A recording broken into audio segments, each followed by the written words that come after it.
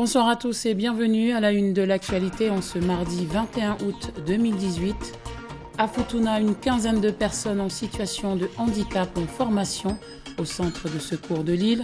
Formation donnée par la Croix-Rouge de Nouméa pendant toute une semaine. Il s'agit d'apprendre les bons gestes à adopter en cas d'accident. Toutes les précisions à suivre dans un instant.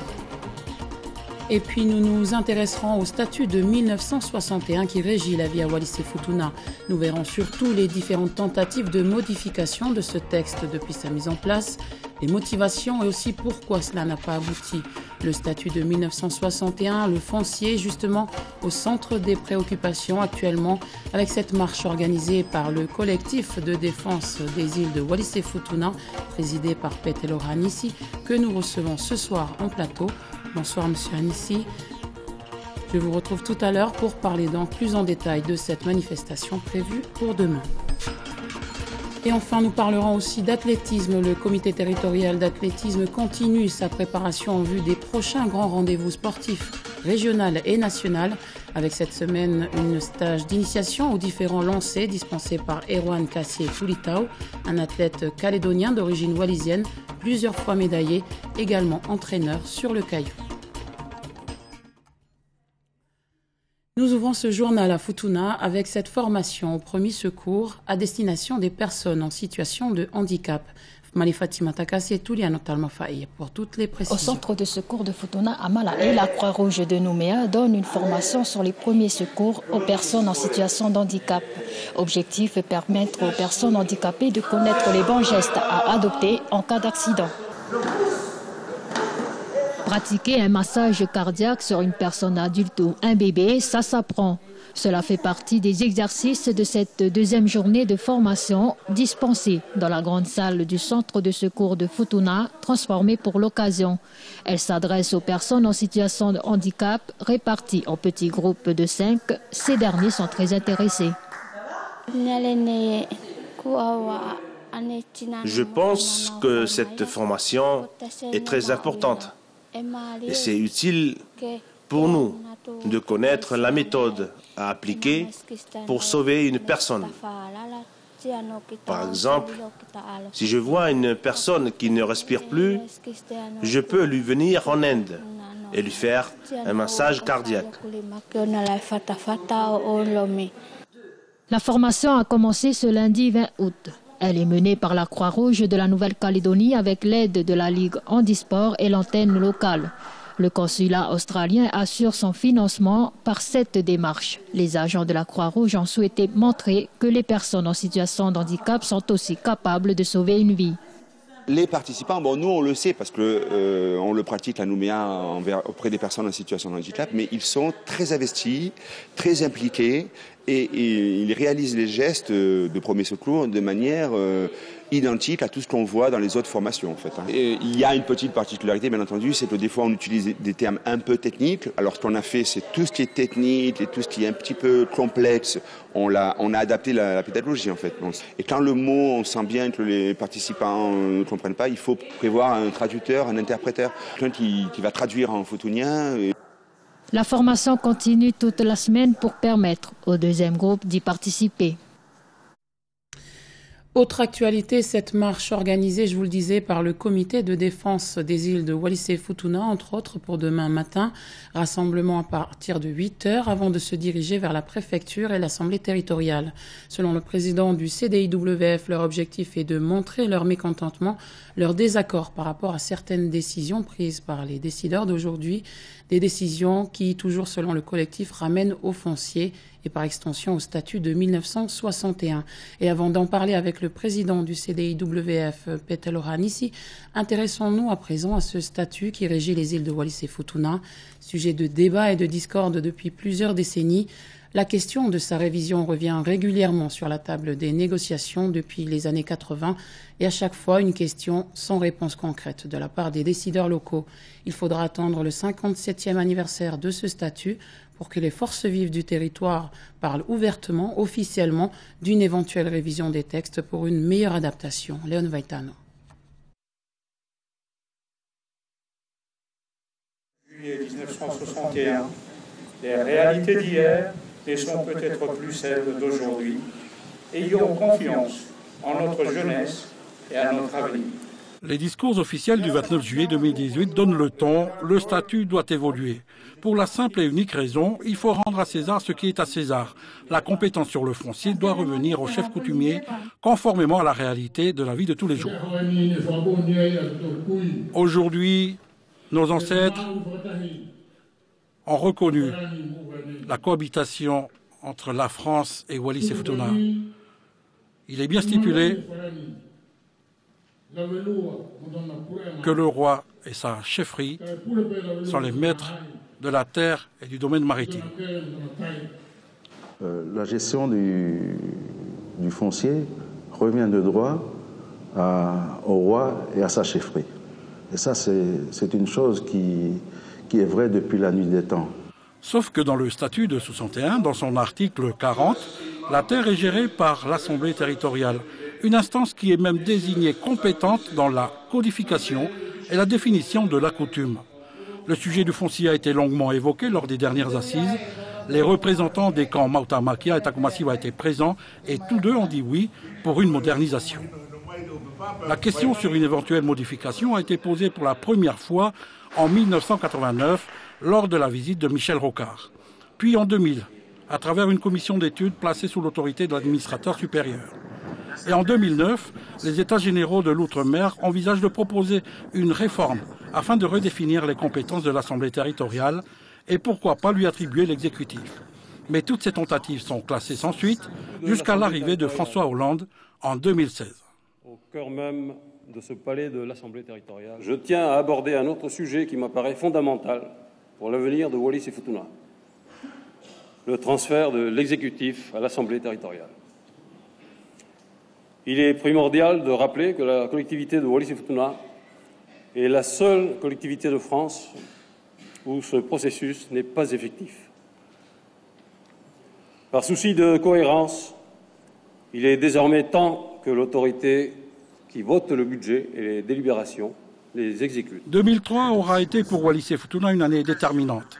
2003, année des concessions, Paris oblige le territoire à serrer la ceinture en mettant en place des réformes comme celle des patentes sur le loyer. 2003 est l'année de la signature du premier accord particulier avec la Calédonie, mais elle est aussi l'année où le territoire est passé collectivité d'outre-mer, un statut imposé par l'article 74 de la Constitution qui n'apportera aucune modification à la vie du territoire car il ne se substitue en aucun cas au statut de 61. Monsieur Petalor-Hanissi, bonsoir. Bonsoir Mélodie. Je le disais donc, votre collectif, le CDIWF, fait partie des associations qui ont organisé la marche pour demain. Que demandez-vous concrètement? Nous demandons le retrait des ordonnances, des 3 ordonnances qui sont relatives au foncier, à l'espace maritime, les décisions de l'Assemblée, notamment concernant le GPI, et également concernant la patente. Concernant la patente, on l'a vu récemment, la préfecture a suspendu son application. Et par rapport aux autres thèmes, on voit que tout ramène au foncier. Quelle est votre position par rapport à ça? Oui, nous nous fondons donc sur une certaine jurisprudence du tribunal de Mata-Utu qui dit aujourd'hui que le véritable détenteur de la compétence foncière, c'est le pouvoir coutumier. Donc c'est sur cette base-là que nous voulons le retrait des ordonnances et bien sûr des délibérations de l'Assemblée qui portent sur le foncier. Cela veut forcément dire modifier le statut de 1961? Pas forcément pour le moment, mais on parle beaucoup du statut de 1961 et la marche également porte sur le statut 61 parce qu'on en parle beaucoup de cette fameuse modification. Mais le collectif des associations souhaite aujourd'hui, s'il y a modification du statut de 1961, que cela passe par le référendum, comme il a été fait en 1959, pour que Wallis et Futuna devienne un territoire d'outre-mer. On l'a vu dans ce reportage, les 2 chefferies, toute la population de Wallis et Futuna, à travers leurs 2 chefferies, à travers leurs 2 chefferies, sont favorables vers une évolution du statut, forcément pour récupérer la compétence du foncier. Tout à fait. Mais je pense que pour pouvoir modifier le statut sans heurte, il vaut mieux passer par le référendum. C'est la voix du peuple qui décidera si nous devons changer ou non de statut, modifier ou non le statut. Sans heurte, comment vous voulez... Ça veut dire que les gens aujourd'hui, il y a une moitié qui dit nous voulons changer le statut, l'autre moitié qui... Donc s'il y a une décision unilatérale, il y a certainement un heurt au niveau des personnes. Donc le fait de porter la décision par la voie du référendum, c'est une voie démocratique et donc personne ne peut contester la voix du peuple. Est-ce qu'il ne faut pas, par exemple, organiser des sessions d'information pour que toute la population ait les mêmes informations par rapport à tout ce sujet? Tout cela doit être fait en amont par rapport au référendum. Mais s'il y a, maintenant il faut consulter, il faut travailler en amont, comme un peu en Nouvelle-Calédonie. Avant le référendum, il faut préparer l'après-référendum. D'accord. La marche de demain, vous vous arrêtez devant la préfecture et devant l'Assemblée territoriale. Est-ce que ça veut dire qu'il n'y a plus de confiance par rapport à ces décideurs qu'on a élus? Non, ce n'est pas que... les élus font leur travail. Ils décident parce que la population a décidé, lors des élections, de les mettre en place. Mais le droit républicain nous permet, aujourd'hui, quand le peuple est mécontent, de pouvoir manifester notre mécontentement par une marche. C'est un type d'acte qui est prévu par la Constitution. Est-ce que vous avez déjà fait des démarches, par exemple, par rapport aux élus territoriaux, pour organiser des séances de travail ensemble, pour voir ces points que vous revendiquez? Nous devons rencontrer demain le préfet, avec le cahier de doléances. Également, nous rencontrerons le président de l'Assemblée. Et à l'issue, je pense qu'on pourra faire un travail ensemble avec les uns et les autres. Pour être plus clair, M. Hanissi, quelle est votre position par rapport à la modification du statut de 1961? Est-ce que c'est un non catégorique ou peut-être s'il y a un travail collectif à faire avant? Il y a un travail collectif. J'ai participé également à la commission qui travaille sur les institutions. Donc c'est un travail qui était très bien puisque les deux chefferies étaient représentées. Je souhaite que puisque c'était prévu que cette commission siège encore un an et travaille encore un an après la fin des assises. Donc c'est bien dans cette démarche-là que nous allons. Et puis ensuite, à l'issue du travaux de la commission, voir qu'est-ce qui peut ressortir, quelle est la décision qu'il faudra prendre à ce moment-là. Sans passer par la modification du statut. Modification du statut, ça viendra. Si ça doit venir, elle viendra. Elle viendra. Merci Petelo Hanissi d'avoir accepté notre invitation. Merci Mélodie. Nous enchaînons avec l'actualité du Pacifique. Le gouvernement néo-zélandais vient de voter une loi qui restreint de façon radicale les investissements étrangers dans le marché de l'immobilier. Un moyen de lutter contre l'inflation dans ce secteur et de permettre au plus grand nombre de Kiwis de devenir propriétaires. Énormément de Calédoniens investissent en Nouvelle-Zélande. Qu'est-ce que cette réforme va changer pour eux? C'est la première. C'était une promesse de campagne du Parti travailliste pour freiner la flambée des prix de l'immobilier. Dorénavant, seuls les Néo-Zélandais pourront acheter une résidence et l'occuper, à quelques exceptions près. Pour les investisseurs calédoniens, les règles du jeu ont changé. Avant, les Calédoniens pouvaient acheter un bien et en faire exactement ce qu'ils voulaient. Habiter dedans, y aller en vacances, héberger leurs enfants pour leurs études, ce qu'ils veulent, ou le mettre en location. Aujourd'hui, ils n'auront plus le choix. Ils devront obligatoirement le mettre en location et ils ne pourront pas en profiter eux-mêmes. Et ces biens, ils n'auront pas la possibilité non plus de les transmettre à leurs enfants. C'est fini. Leurs enfants auront l'obligation de le revendre au moment où ils le recevront. Les investisseurs de Chine et de la Silicon Valley sont les premiers pointés du doigt. Dans l'hypercentre d'Auckland, 1/5 des résidences appartient à des étrangers. Les prix de l'immobilier en Nouvelle-Zélande sont aujourd'hui parmi les plus chers au monde, rapportés au salaire des habitants.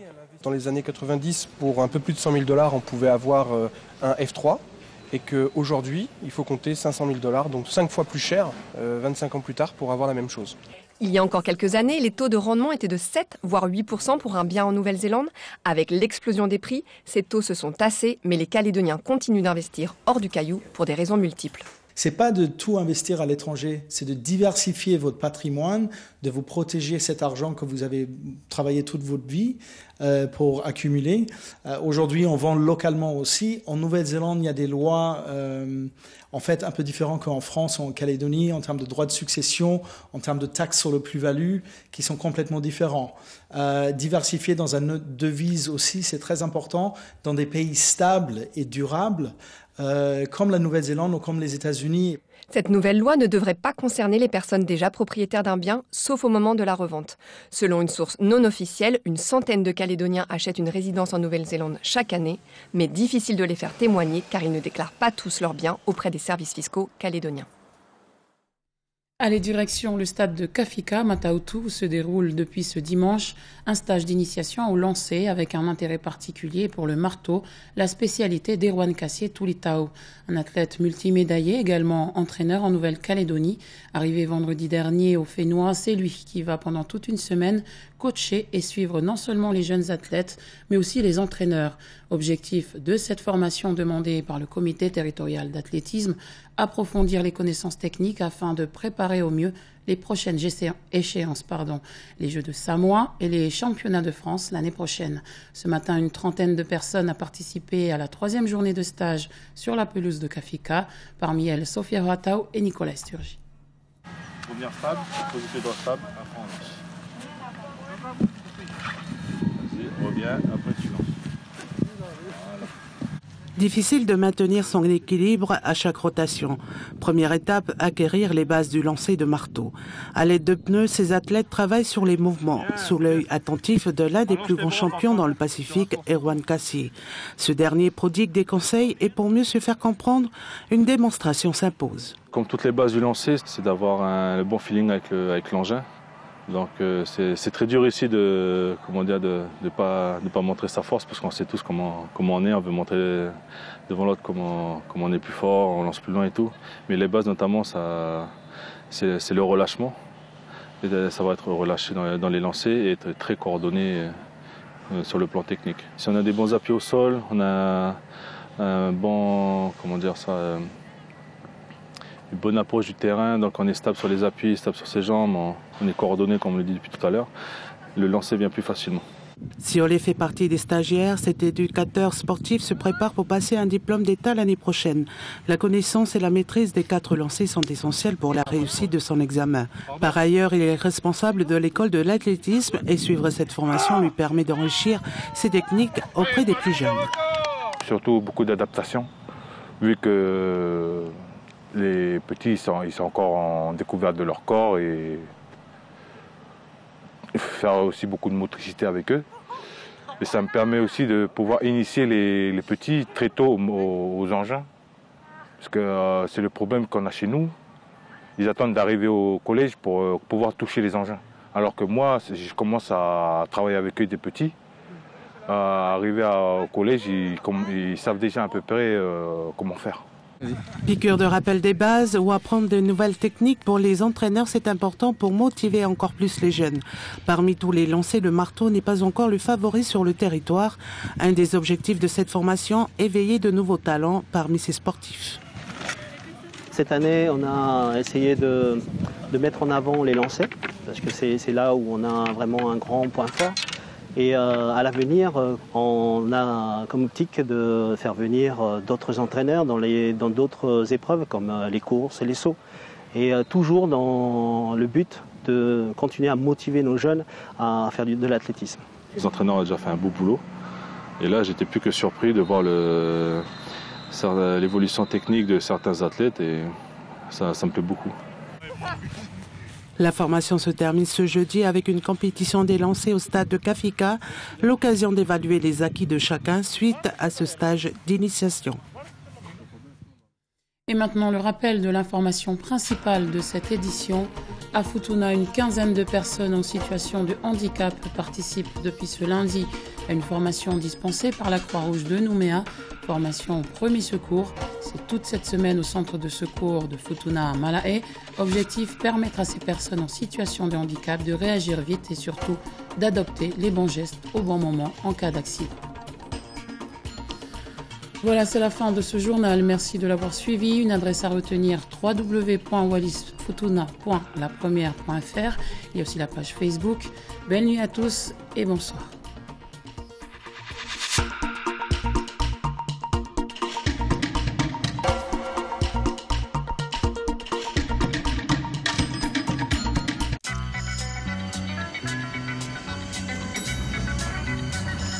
Ce soir sur La Première.